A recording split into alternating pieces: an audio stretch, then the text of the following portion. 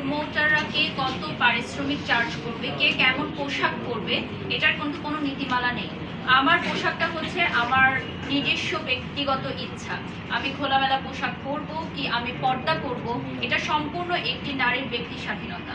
কে কত টাকা পারিশ্রমিক নিবে এটা যেমন কোনো ব্র্যান্ড প্রমোটারকে নির্ধারণ করে দিতে পারে না। কে কেমন পোশাক পরবে সেটা নিয়েও কেউ মন্তব্য করতে পারে না। এটা শুধুমাত্র তাদের নিচু মন মানসিকতার একটি প্রতিফলন। কিন্তু আপনার তো সামাজিক দায়বদ্ধতা থাকা উচিত এখানে। সামাজিক দায়বদ্ধতা কিসের? আপনি বললেন আপনি কি পোশাক পরবেন, আপনি বোরখা পরবেন নাকি আপনি আপনার যে কোনো পোশাক পরবেন, সেক্ষেত্রে তো আপনার সামাজিক দায়বদ্ধতা থাকা উচিত, কারণ আপনাকে দিন শেষে মানুষ আইডল হিসেবে নেয়। ডেফিনেটলি, এবং আমি যে প্রফেশনে আছি সেখানে ডেফিনেটলি আমার জায়গা বুঝে পোশাক পরতে হয়। আমাকে বিভিন্ন প্রমোশনের কাজে বিভিন্ন ধরনের পোশাক ক্যারি করতে হয়। যেহেতু আমি একজন মডেল, ব্র্যান্ড প্রমোটার হিসেবে কাজ করার আগে আমি দীর্ঘ 12 বছর শোবিজ ইন্ডাস্ট্রিতে কাজ করেছি। সেখানে আমি মডেলিং করেছি, র্যাম্প করেছি, মিউজিক ভিডিওতে অভিনয় করেছি, এমনকি আমি মেগা ধারাবাহিক একক নাটকেও অভিনয় করেছি। তো সেই জায়গা থেকে আমার নিজস্ব পোশাকের স্বাধীনতা আমার থাকতেই পারে। স্বাধীন বাংলাদেশে এতটাই স্বাধীনতা আমাদের থাকা উচিত যে আমরা কে কী পোশাক পরবো সেটা নিয়ে অন্য কারো মন্তব্য অবশ্যই আমাদেরকে সইতে হবে না। আপু, রিসেন্টলি কি বাড়ির হকের একটু শত্রু বেড়ে যাচ্ছে কিনা? কারণ কয়েকদিন আগে দেখলাম যে একজন ব্র্যান্ড প্রমোটার বলছে যে সব কাজ বাড়ির হক নিয়ে যাচ্ছে, এরকম বলছে। আসলে কারণটা কি? আচ্ছা, আমি ব্যাপারটা হচ্ছে যে দেখেন, ব্র্যান্ড প্রমোশনটা এখন একটা চ্যালেঞ্জিং সেক্টর হয়ে গেছে।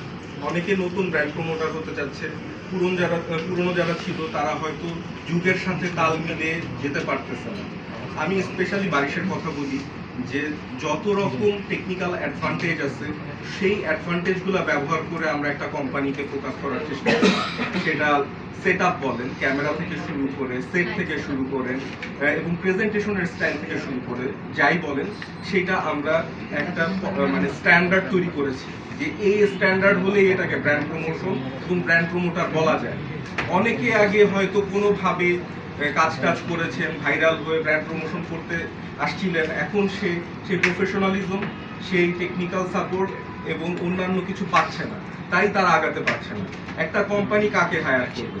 যার কাছ থেকে চূড়ান্ত প্রফেশনালিজম পাওয়া যাবে, যে কমিটেড থাকবে, যে চূড়ান্তভাবে কোম্পানির জন্য খাটবে, তাকেই ব্র্যান্ড হায়ার করবে। যাকে দিয়ে ব্র্যান্ডের সেল হবে, সোজা কথা, যাকে দিয়ে ব্র্যান্ডের সেল হয় তাকেই ব্র্যান্ড অ্যাম্বাসেডর বা ব্র্যান্ড প্রমোটার যেটাই বলেন না কেন সেভাবে নেওয়া হয়।